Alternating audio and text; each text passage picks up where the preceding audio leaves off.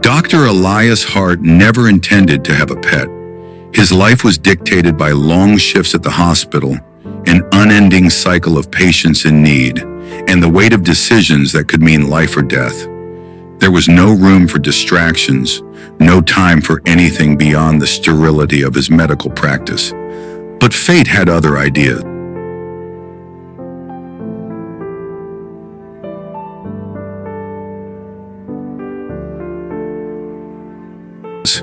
It began with a rainstorm, the kind that turned the city into a maze of glistening pavement and ghostly streetlights.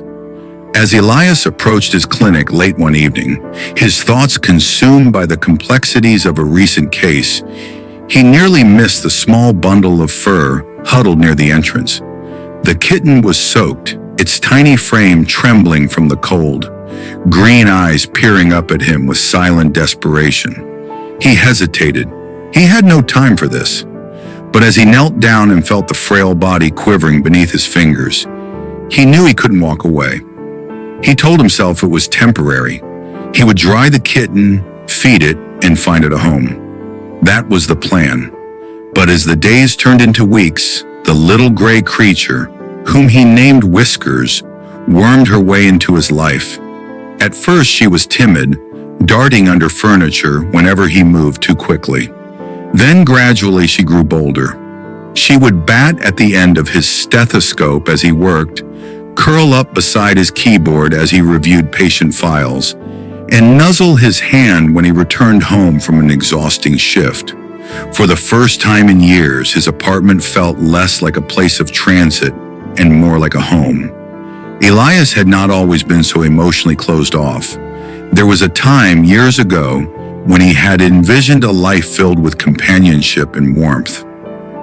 But the grueling years of medical school, the brutal residency shifts, and the emotional toll of losing patients had slowly built a wall around him. His parents had been distant, his father a strict businessman who valued discipline above affection, and his mother a woman who loved in silence rather than words. Love to him had always been a duty rather than an emotion. The walls he built weren't just for protection, they were a survival mechanism. He had seen too many doctors crumble under the weight of emotional attachment, too many peers suffer from burnout. He promised himself he would never allow his emotions to interfere with his duty. And for years it worked, until Whiskers came along. Whiskers had a peculiar way of demanding attention. She would curl around Elias's ankles as he tried to brew his morning coffee, meow insistently when she wanted food, and sprawl across his keyboard at the worst possible moments. At night, she would burrow into the crook of his arm, purring softly, as if to remind him he wasn't alone.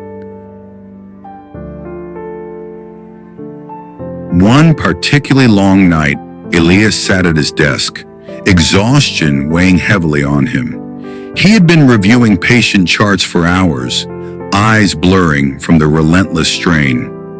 Whiskers, unimpressed with his neglect, leapt onto the desk and deliberately knocked his pen to the floor. "Whiskers," he groaned, bending down to retrieve it. The kitten stared at him, tail flicking, and then did it again. Elias sighed but couldn't help the small chuckle that escaped. All right, I get it.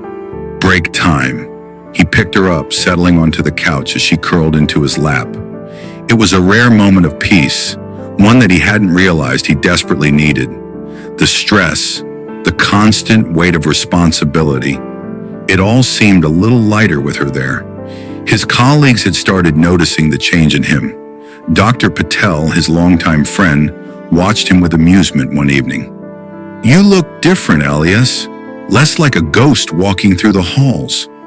"I don't know what you're talking about," Elias muttered, flipping through a chart. Patel leaned in with a smirk. "Rumor has it you have a new roommate, a tiny, four-legged one." Elias rolled his eyes but didn't deny it.